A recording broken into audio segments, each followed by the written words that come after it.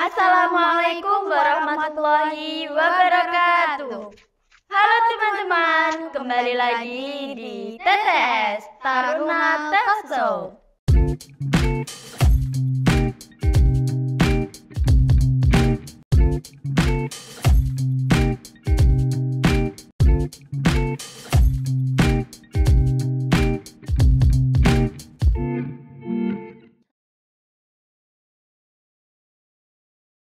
Nah, di episode kali ini, dalam memperingati Hari Santri, kita akan membahas tentang peran dan kontribusi santri dalam masyarakat. 22 Oktober ditetapkan sebagai Hari Santri Nasional, dimaksudkan untuk mengingatkan umat muslim dan pemuda Indonesia bahwa telah dicetuskannya resolusi jihad oleh Kiai Haji Hasyim Asy'ari. Peringatan Hari Santri sendiri dilakukan secara rutin tiap tahun sejak tahun 2015 lalu sesuai keputusan Presiden nomor 22 tahun 2015.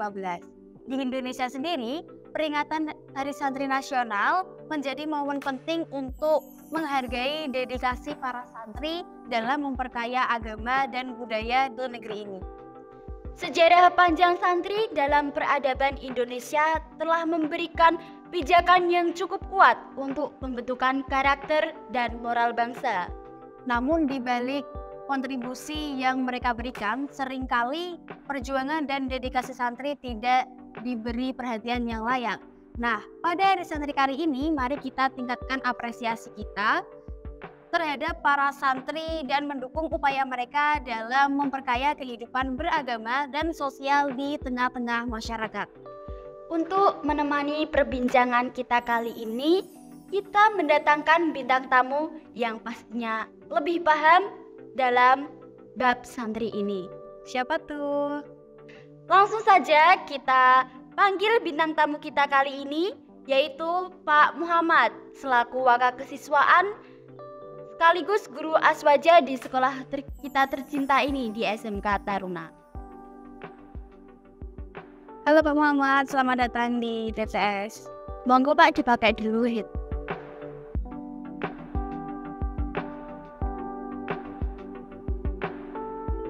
Gimana Pak kabarnya hari ini? Alhamdulillah, baik, sehat luar biasa, Allahu Akbar. Alhamdulillah, tetap jaga kesehatan ya Pak, karena sekarang sudah mulai memasuki musim penghujan.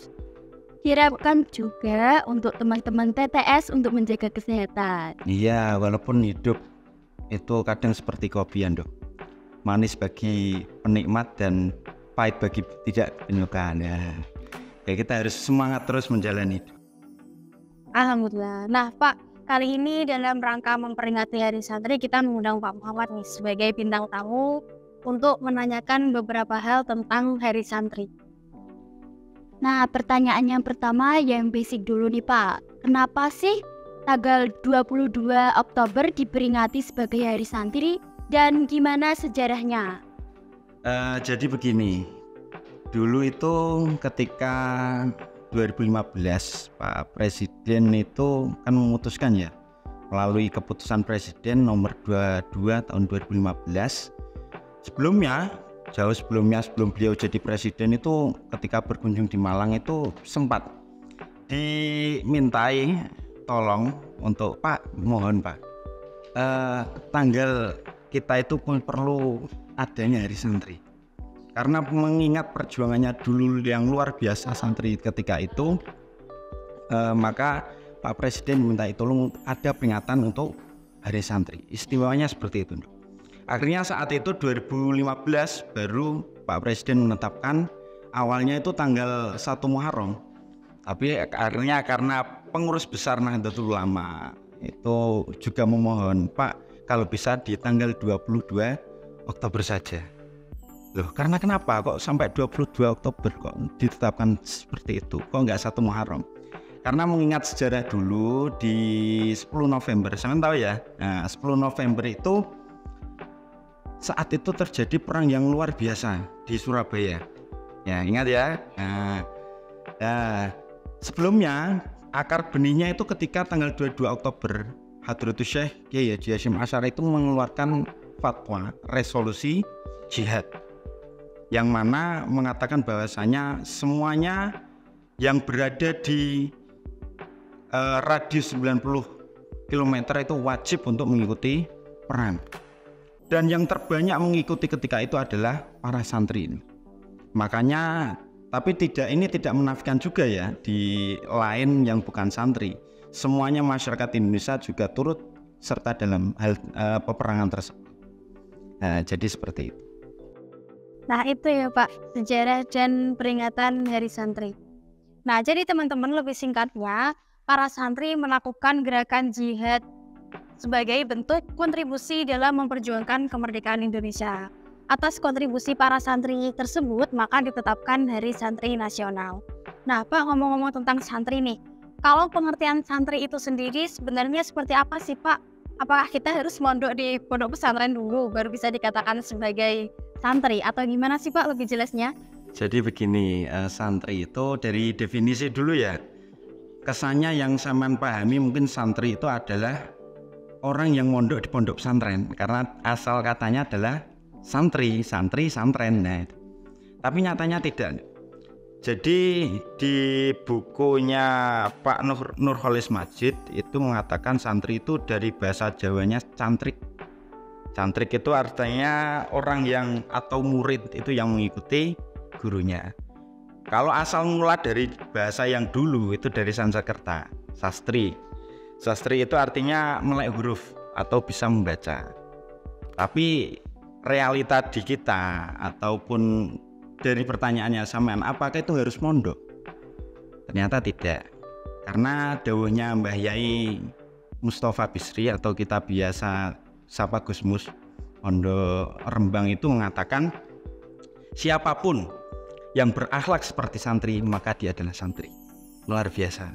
Makanya siapapun kita tidak menutup kemungkinan ketika kita menampakkan akhlak kita seperti orang santri, maka dia layak mendapat predikat sebagai santri. Nah, jadi kesimpulannya, sebagai seorang yang biasa-biasa seperti anak bajak itu juga bisa dikatakan santri. Walaupun kita tidak mondok juga dapat dikatakan santri jika kita mengikuti dawuh-dawuh para kiai atau para ulama. Ya, lah kalau dari filosofinya santri sendiri itu ya, santri itu kan dari bahasa Arabnya ada sin, nun, ta, sama ro ya. Sin itu artinya dari kata satrul aurah. Santri itu identiknya biasanya menutup aurat. Artinya ketika dia mampu menutup auratnya, laki-laki ya sepantasnya berpakaian bebas rapi sopan ataupun berpakaian muslimah, berkopiah, dan itu identiknya sebagai santri. Biasanya seperti itu. Nah untuk yang perempuan ya gitu, ya pakai kerudung, terus menutupi aurat semuanya sesuai dengan syariat, maka itu bisa dikatakan sebagai santri.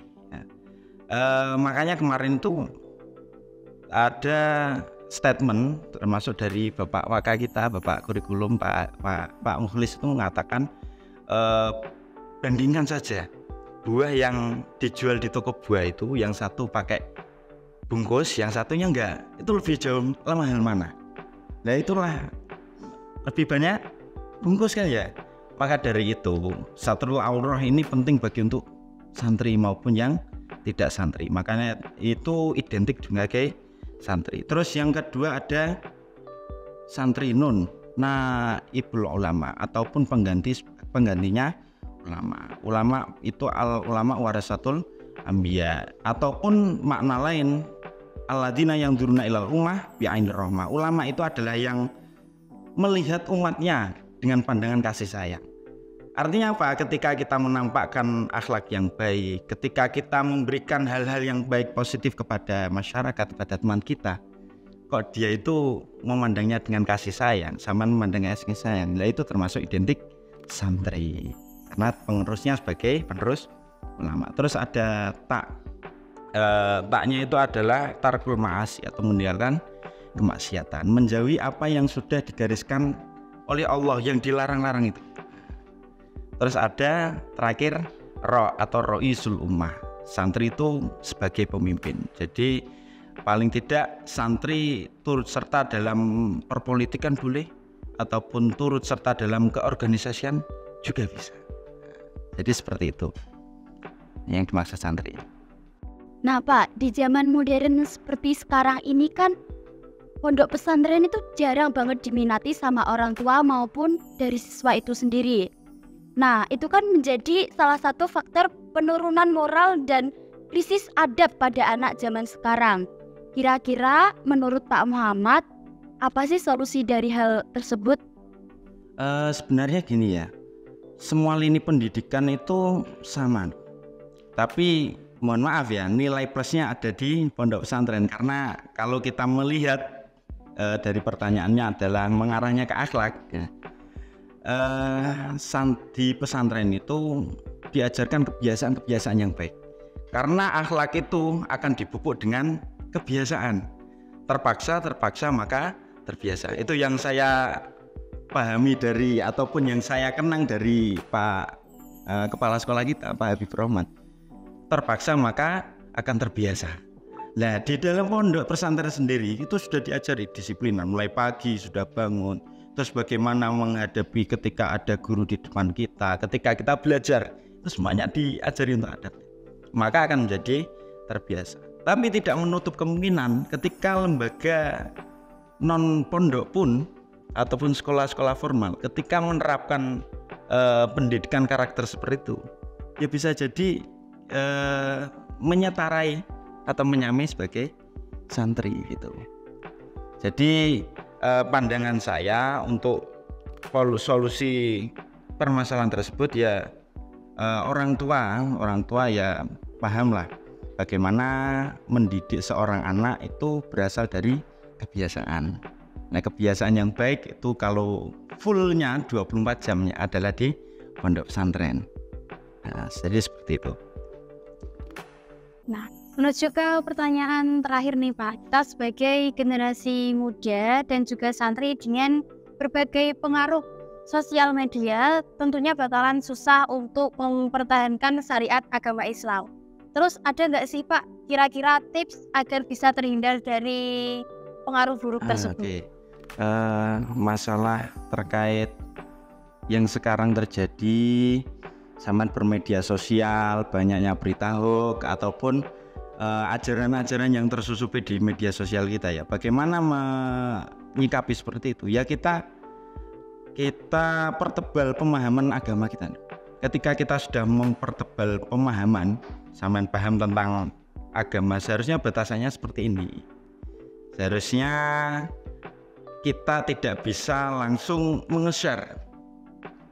Harus menyaring dulu, artinya sharing sebelum sharing ya. Sebelum kita share, kita saring dulu, kita pilah-pilah dulu. Artinya kita tidak termakan berita hoax, kita tidak kemasukan ajaran-ajaran yang lain. Jadi pemahaman itu penting ya, itu sebagai landasan juga, landasan sampean ketika bermedia sosial atau berdunia maya. Oke, alhamdulillah Pak. Terima kasih atas kedatangan Pak Muhammad dan jawaban yang sangat luar biasa untuk hari ini. Jadi teman-teman, di pembahasan kita kali ini kita bisa tahu mengenai sejarah peringatan Hari Santri Nasional, terus pengertian santri, cara menghindari pengaruh buruk sosial media. Sebenarnya sosial media itu bukan hanya ada dampak negatifnya ya, ada juga dampak positifnya.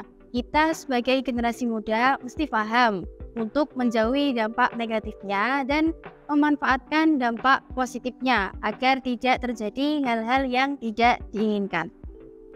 Mungkin Pak Muhammad bisa memberikan kesan dan pesan untuk kita dan para penonton Taruna Talkshow. Ya semuanya karena ini momennya juga hari santri ya.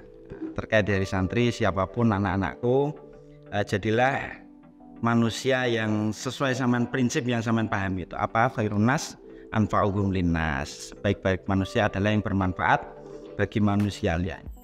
Nah, sampean itu harus bisa memberikan manfaat dalam semua aspek, baik untuk aspek agama, sampean harus di pendidikan juga sampean harus. Apalagi di kancah perpolitikan. Malah dulu itu kemarin itu ada quotes dari Gus Bahak. Kalau santri tidak mau terjun di dunia politik, memangnya itu mau disalurkan kemana? Karena 1000 fatwa haram untuk melacur itu bakalan kalah dengan 1 kali tanda tangan untuk menutup lokalisasinya. Luar biasanya seperti itu. Bayangkan saja, kiai mohon maaf tanpa merendahkan beliau-beliau mengeluarkan haram fatwa dibandingkan dengan kemarin yang wali kotanya Surabaya Bu Risma hari ini tanda tangan langsung tutup. Paling tidak kita juga sebagai generasi yang akan memimpin negara ini, memimpin bangsa ini, ya ada juga di kancah politik. Tidak hanya kancah politik, kancah sosial, pendidikan, itu harus semuanya, kesehatan juga. Terus jangan malu ataupun minder, terutama para santri. Karena santri itu di semua aspek itu cocok. Lulusan santri jadi tukang cocok, jadi kepala sekolah cocok, jadi DPR apalagi, jadi wakil presiden ada. Ya Ma'ruf Amin maksudnya. Ya Ma'ruf Amin itu beliau santri, jadi wakil presiden, semuanya bisa, pantas-pantas saja. Nah ada lulusan pondok pesantren terus ke sawah, ya malu ya pantas-pantas saja. Karena ditanya seperti itu. Beda lagi kalau nanti ini tingkatannya tinggi, misalkan profesor, mohon maaf deh ya, mohon maaf tanpa merendahkan siapapun, profesor, tapi ternyata ya di sawah kan kadang ada statement kok segitu gitu. Jadi seperti itu. Jangan malu, jangan minder, kalau bermanfaat dimanapun untuk siapapun ya. Jadi terutama para santri dan sama juga, kalau bisa yang menikah dengan santri itu. Karena kenapa? Agama saja dibela, apalagi kamu ya. Ya jadi seperti itu. Artinya jangan minder, jangan malu, tetaplah menjadi orang yang bermanfaat. Khairun nas anfa'uhum linas. Jadi apapun disyukuri dan dimanfaatkan ilmu yang sampean dapatkan di sini, khususnya di SMK Taruna Medan yang kita cintai ini.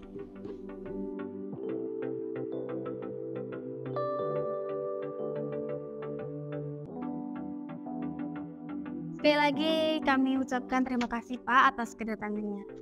Nah, itu tadi Taruna Talk Show hari ini, memperingati Hari Santri Nasional. Jadi buat teman-teman dan penonton setia, kalian bisa langsung tulis di kolom komentar kalau ada kritik dan saran.